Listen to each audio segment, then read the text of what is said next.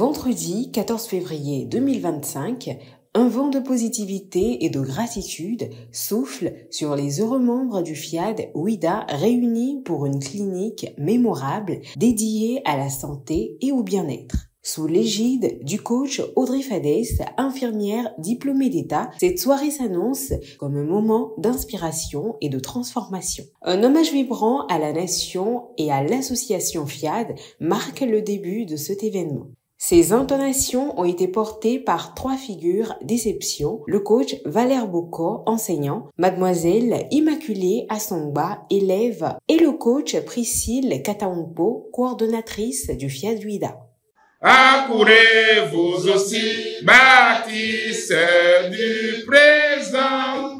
Je m'engage. Je m'engage. À penser seulement ce qu'il y a de meilleur. I commit myself. To only think the best. To only think the best. Pour accueillir honorablement les personnalités présentes, le coach Olivier Sodono, moniteur d'auto-école, se charge avec grâce de décréter la bienvenue, insufflant ainsi à l'audience un sentiment de profond respect. Cette soirée sera spéciale en ce sens que l'Esprit de Dieu communiquera à l'esprit de chacun ce qu'il doit changer en lui pour accéder au bonheur personnel et au bonheur conjugal.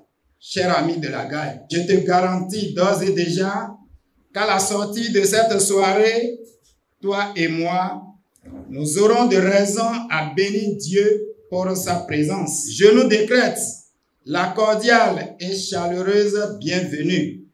Pourquoi j'aime le FIAD? C'est la question au cœur d'une rubrique animée aujourd'hui avec brio par le coach Bénédicte Agbenou, contrôleur du développement rural. J'aime FIAD pour la force de son égrégore. Qu'il vous souvienne que le vendredi dernier, j'avais fait part d'une succession d'événements qui m'avait déconnecté de FIAD. Bien que déconnecté, à aucun moment au cours de cette période, la joie de vivre à moi inculquée par FIAD ne m'a quitté. Et c'est au cours de cette même période que mon service m'a honoré comme meilleur agent et m'a décerné une lettre de félicitations. FIAD un jour, FIAD toujours. Améliore ta relation avec le FIAD pour changer le cours de ton histoire, une thématique audacieuse et essentielle donnée dans la première exhortation par le coach Joachim Assoba, cadre de santé. Qui a dit que les outils de coaching et du FIAD ne marchent pas? Je le dis et je le répète, ça a marché hier par la création du monde, par Dieu lui-même. Ça a toujours marché. Que ceux qui ne le savent pas soient conscients de ça. Chers amis de la GAI, l'obéissance vaut mieux que le sacrifice. C'est pourquoi je nous demande ce soir, en quittant ici, de déposer le passé dans le passé, de lâcher prise et de faire confiance en Dieu. Et de savoir qu'en application des outils, que la solution est dans ces outils. Le coach Désiré Messanvi, économiste, dans la seconde exhortation, a retenu l'attention de l'assistance en incitant chacun à continuer jusqu'à réussir. Celui qui abandonne ne peut pas espérer le trophée. Quel que soit ce que tu traverses, quels que soient les challenges, il ne faut pas abandonner. Si tu programmes sans avoir foi que Dieu en toi est capable de réaliser au-delà de ce qu'un homme peut faire, tu n'auras pas de résultat. C'est pourquoi je vais finir pour dire, si tu as essayé les outils de Dieu et tu n'as pas encore les résultats, n'abandonne pas. Pour ce jour exceptionnel qu'est le 14 février, l'ambassadeur Priska Todejapou, professeur de mathématiques appliquées, a accordé à l'Assemblée une exhortation d'exception axée sur l'amour.